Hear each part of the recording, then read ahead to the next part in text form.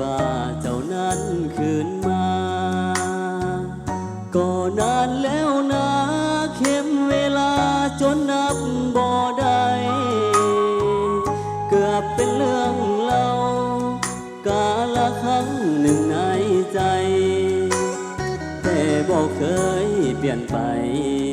ยังอยู่ในใจเรื่อยมา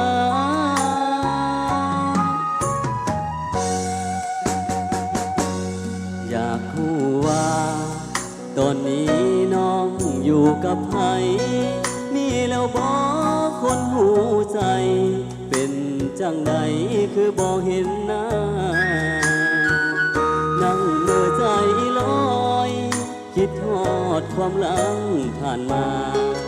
เมื่อข่าวเฮานั่งสบตาสัญญาว่าจะหากันอายอยู่ทางนี้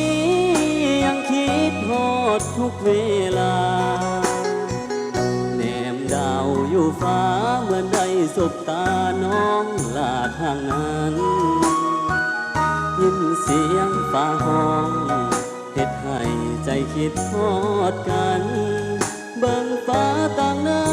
ทุกวันน้องนั้นสิคือกันบ่น้อ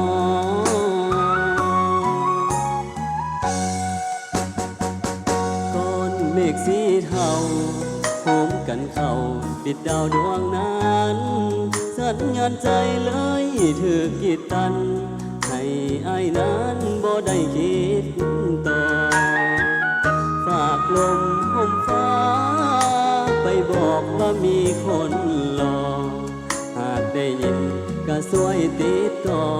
ส่งข่าวได้บอกอายคิดทอดน้อง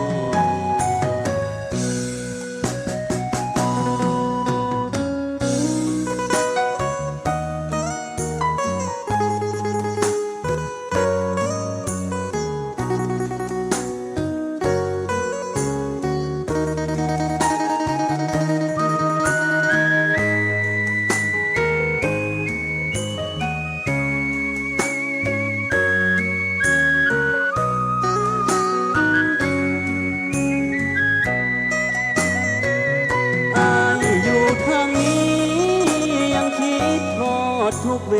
ลาเนมดาวอยู่ฟ้าเมื่อได้สบตาน้องลาทางนั้น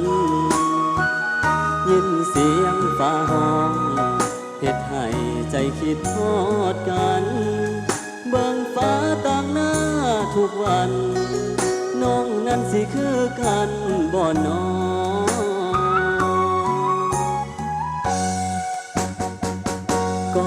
เมฆสีเทาโหมกันเข้าปิดดาวดวงนั้นสัญญาณใจเลยถือกีดตันให้อายนั้นบ่ได้คิดต่อฝากลมห่มฟ้า